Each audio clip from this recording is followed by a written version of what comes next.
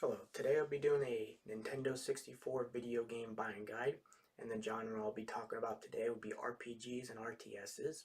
If there's any games I missed, let me know down in the comment section below. Now before I start, I want to mention some disclaimers. Now these are my opinions, and some of these games I only played once, so my opinion might change in the future. And the only other thing I want to mention is this is strictly just a buying guide.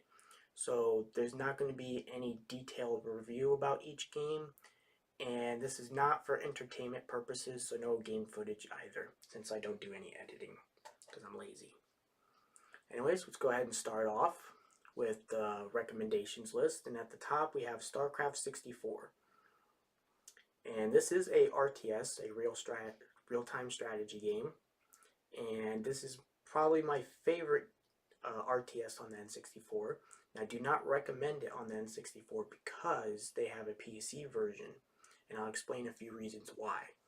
First off, they have a remastered version of the game now, and it only costs $15 normal price, but it has gone on sale for $10 or $5. And this game is more of a collectible item, so it goes for about 40 to 50 bucks on the N64. And another reason why you don't want to get this on the N64 is because you do not want to play this game on a controller. You want to play this on a mouse and keyboard, so the PC is more ideal. Another reason is not only because you don't have remastered, which means worse graphics, but you also have worse frame rate. Now, this game, when there's a lot of units on the screen, it can get really sluggish, and to the point where it becomes unplayable. So that's the main reason why I'd recommend it on PC instead, including the fact that you get better graphics and it's cheaper. Also, if you do have this on the N64, you need an expansion pack, which is the memory upgrade for the N64, just to be able to unlock the Brood War missions on this game, which is the expansion of the game. Now, there's nothing bad to say about the game. It's a very good game, has good music, good graphics, good gameplay, and good story. And the original has about 30 levels, and then when you play the Brood War expansion, you get another 30 levels, so 60 levels in total. Moving on, in my recommendations list would be Paper Mario. This is the best RPG on the Nintendo 64, and this is a Nintendo 64 exclusive. So from what I know, you can only find this on the N64. Now, this has very good music, good graphics, good gameplay, and obviously it's a Mario game, so you kind of understand what the story is going to be about. And if you never played an RPG before, this is a good one to start off with because it can be very easy to learn how to play. And there is some good replayability on this game, just like Starcraft. Very good replayability as well, and it's a very good game. There's nothing to really say bad about the game. So let's go ahead and move on. Now we're going to get into the honorable mentions now. And at the top of the list, we have Ogre Battle 64. Now, there's a few reasons why I put this in the honorable mentions. First reason, this game goes for about 40-50 bucks. I'm not sure if it's worth that. If it was worth like 5 or 10 bucks, then I would probably, maybe put it in the recommendations list. Now, Paper Mario, on the other hand, on the N64, that's going 30 or 40 bucks, but I think it's worth it. This game, I don't really think it should be maybe worth that much money. Now, this is a game you probably do want to look at some game footage, because it's going to be kind of like a huge disclaimer, because it's quite different, because it's kind of more of like an RTS RPG. So it's kind of like a chessboard, sort of, where you have to control your armies. And when you go into battle, then it kind of goes into more of like a 3D thingamabobber. And it's all kind of like automated. So this game, the gameplay is kind of, it's not like your usual RPG, particularly. It's more about like capturing command posts, upgrading your character's class, for example. So if say you have like a knight, and you upgrade them to like a paladin, for example. And then also upgrading their equipment, and then upgrading their stats, most likely. And I really like this game though, and it has a pretty good story as well. So it's an honorable mention, and I definitely recommend you try to look at it on YouTube to get an idea what it's about. But it does also have some very good replayability because you have a bunch of different classes that you can use, like dragons, vampires, zombies, or whatever. So next up in the honorable mentions, we have Gauntlet Legends. Now this is just like Starcraft. I do not recommend this on the N64. The reason being is, first, on the N64 this is going for like 20 to 30 bucks. Second reason, this is not the full version of the game, which I actually did not play, to be honest. Now the full version of this game is actually on the GameCube or PS2 or Xbox. It's called Gauntlet Legends Dark Legacy. It's basically the same game as this, but it has extra worlds and levels, basically. And also, before we talk about that, this is not really a RPG. Yes, you do upgrade attack, defense, attack, magic, defense, and speed. And physical attacks, which is your attack, don't really work too well. I'd recommend you use ranged attacks, which is magic. So that's like the only thing you really upgrade, so it's not really RPG-ish. And you do buy some items, which is only mostly needed for defeating the bosses. Anyways, so I don't recommend this on the N64. You get it, you'd be better off getting the full version of the game, which I want to explain real quick. Now that game, let's say each version of the game has the underworld world and then, you know, the chapel level. But the N64 version has 4 worlds, right? And then let's say like the Dreamcast or the original arcade version also has 4 worlds. The N64 has 2 worlds that are not in the Dreamcast version, but then the Dreamcast version has 2 different worlds. But overall they have 4 worlds total. Now the Gauntlet Legends Dark Legacy version has the 4 worlds from the N64 version and the 2 worlds that are exclusive in the Dreamcast version, so that's 6. And then it also adds 2 more worlds that are not in any other version. So it has a total of 8 worlds. So that's a lot more levels. So that's the full version of the game. Anywho, so let's go ahead and move on to the next game. And then we have Command and Conquer, which is going to be the last honorable mention. Now this is also an RTS like Starcraft 64. And sadly, this game kind of shows its age nowadays.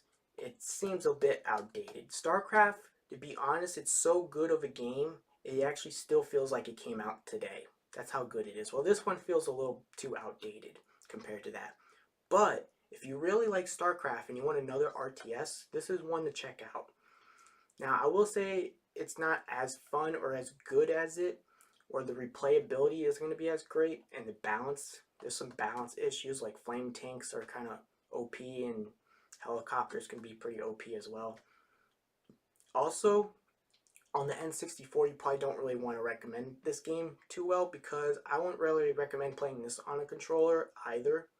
Also, whenever there's a nuke or an airstrike, the frame rate can drop really low, like 2 FPS. And it can make the game kind of unplayable when it's trying to finish the explosion. And then when there's a lot of units on the map, it can get pretty sluggish, like 10, 15 FPS. So it's not ideal on the N64. Alright, so let's go ahead and get into the not recommendations. At the top of the list, we're going to have a Diane Chronicles, I'm not sure how you're supposed to say that. But anyways, that's going to be at the top of the not recommendations list. And I'm actually going to talk about all of these games at once. So next up, so below that, I'll put Quest 64 under that. And then under that, I'll then put Hybrid Heaven. And then last but not least, we then have Harvest Moon 64 at the bottom. And I know that's going to piss off a lot of people that I just said that. And now this is a farming simulator. So let's talk about this one first, and then we'll talk about those other 3 real quick. Now this is a farming simulator, and the reason why it's at the bottom of the list is because it's stupid. So basically, you start off on a farm. You gotta break some rocks, you know, cut some weeds. You only have to clear out like 1/4 of your farm. And then what you do is you gravel the dirt, then you plant the seeds, and then you water the seeds. And then the only other thing you do in this game is you keep watering the seeds until, let's say, they turn into like tomatoes, for example, or corn, or whatever. And then you pick it, and then you drop it in like the deposit spot. And that's basically all you do in the game. And then, now later in the game, they do give you a greenhouse, which is a very good mechanic because time does not pass when you're in the greenhouse, meaning you can have unlimited time when you're in the greenhouse.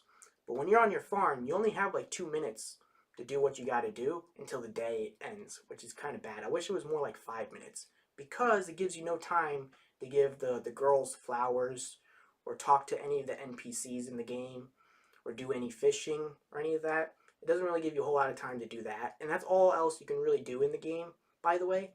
And the only other farm mechanic that you can do other than watering your seeds and picking your crops is to also get some animals. Now you can get chickens, cows, sheep, and that's basically it. And now all you have to really do is you have to brush them every day, and then you have to feed them. Now, later in the game, you'll have all your fruits and vegetables in the greenhouse, and then on your farmland, you'll just have a grassy field where your farm animals is. So all you really have to do is brush them each day, and that's it. So it's a very repetitive game, and it's very bad. And most of the NPCs say the same thing on each day, so there's not a whole lot of story, really. And there's not a whole lot of area to explore in this game. It might seem a little complicated at first, but you realize that the world is pretty small, actually. Now, there is a few, on certain days, there is some, like, festivals that you can do, like a dog race, or like like an Easter egg hunt, or something like that. But otherwise, there's not much to the gameplay. So this game is really bad. I don't know why it gets so much praise. It's stupid. It's stupid. Whatever. Alright, moving on. We're going to talk about these 3 games next. So Hybrid Heaven, Quest 64, and Diane Chronicles. Let's start off with Hybrid Heaven first. Now I want to mention that when you put the high-res mode on, it gets a lot of motion blur and the frame rate drops. So this is one of the worst games I've used with the high-res mode on, so I don't recommend you put high-res mode on. So first thing I want to mention, this game has really good immersive music for the atmosphere. I really like the music.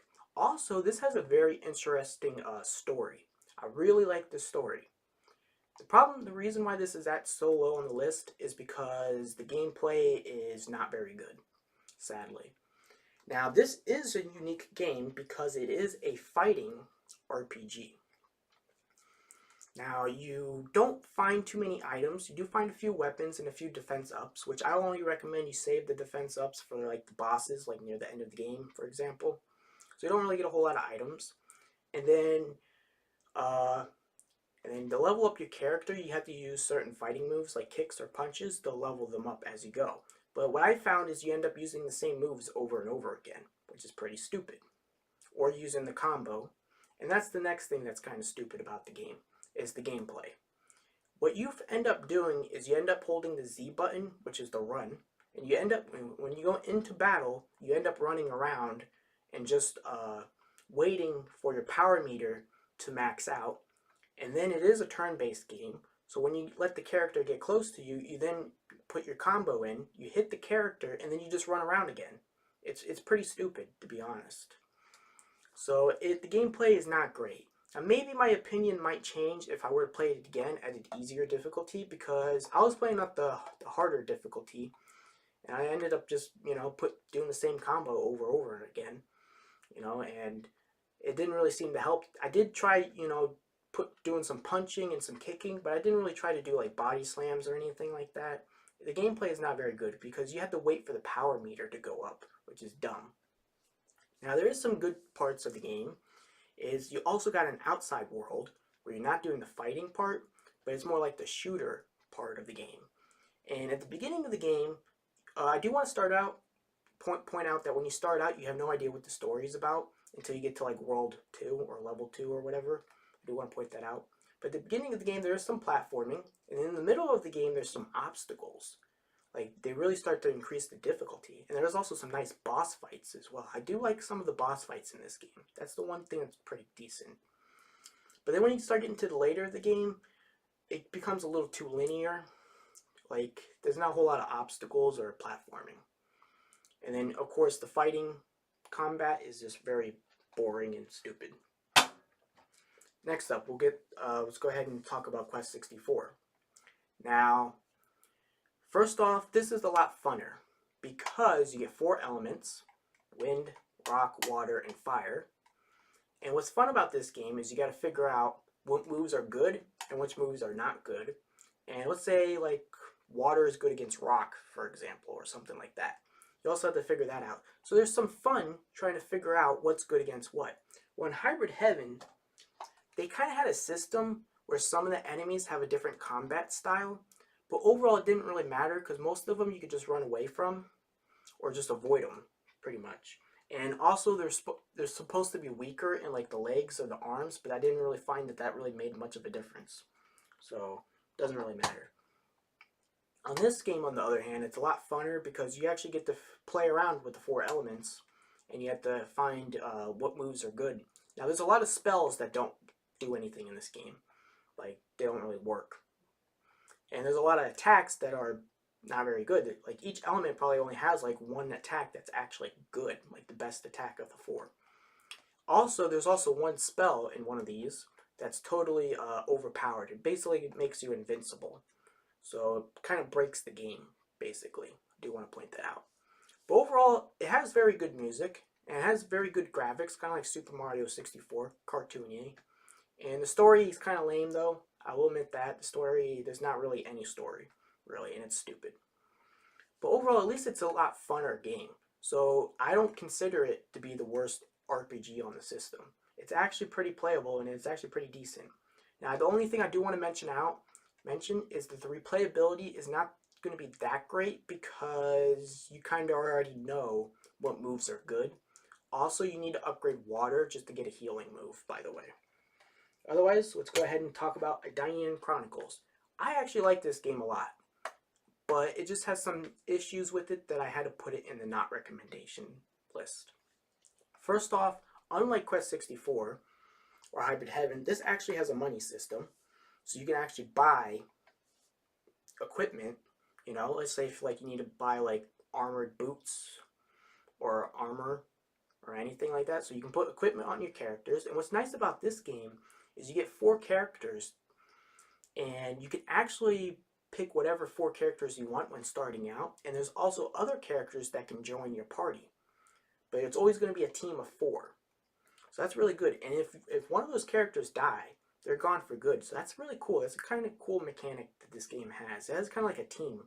You get a team of group, kind of like Lord of the Rings, basically, is what this game is kind of like. Is what I'm trying to explain with the 4 character thing. So it's kind of like that. So you don't want to let your characters die, because if they die, they're gone for good.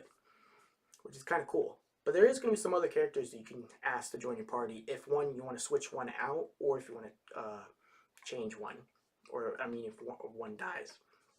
But it has a money system, has an equipment system. It also has a very nice, a lot of things that you can upgrade it, you know?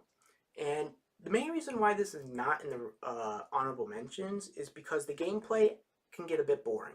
Quest 64, that's about like a 10-hour or less game, and then like Hybrid Heaven's 10 hours or less. This game, it might take you like 50 hours just to beat it. Because the open, and this is one of the only other games other than Quest 64 that actually has an open world. So it's 3D. And the world in this is huge. Like, it's really, really immersive. It's just really huge. It's like, if you'd be like, oh, what about like Donkey Kong 64 or Banjo-Tooie or Zelda? No, this is like 2 or 3 times bigger than that. The world is huge. And the graphics are really good. It's almost like PC graphics. Now, when you first start out, you do start off in a forest, which the walls don't really look very good. But when you get to the rest of the areas of the game, it has very good graphics. And I also like a lot of the enemies in this game as well. But the main reason why this is not in the recommendations or honorable mentions is because the gameplay can be pretty boring. Because most of it is just running up to the character and then slashing it with your sword. So this game is more based off of just like upgrading your character's stats. And that's another reason why the game is bad, because there's a lot of things that you can upgrade that don't do anything. Like Merchant, you don't need to upgrade that. And there's a lot of other things that don't really do anything either. And when you first start out, you'll also notice that you'll be missing when you use an attack on a character.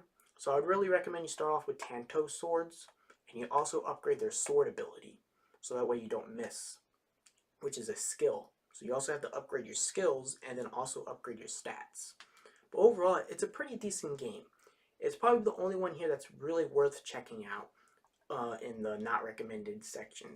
But overall, it has some issues, and I have to put it in the not recommendations. And that's basically it. Now, there's two more games I want to mention, and that's going to be Pokemon Stadium and Pokemon Stadium 2. Now, if you're a huge fan of Pokemon, I would put these in the recommendations spot. And if you're not a huge fan of Pokemon, then you don't really need to worry about these games, and I would put them under Command and Conquer. And then if you were to ask me which game should you get, first off, they're both basically the same game, and the second one is the better one of the two. So they both have like a gym leader castle, they also have a stadium, and they both have mini games. Now what's better about the second one? Well, first thing, you get Gen 2. Also, you can also play Gold, Silver, and Crystal at the Game Boy Tower. Also, the gym leader castle, you get Kanto and Johto.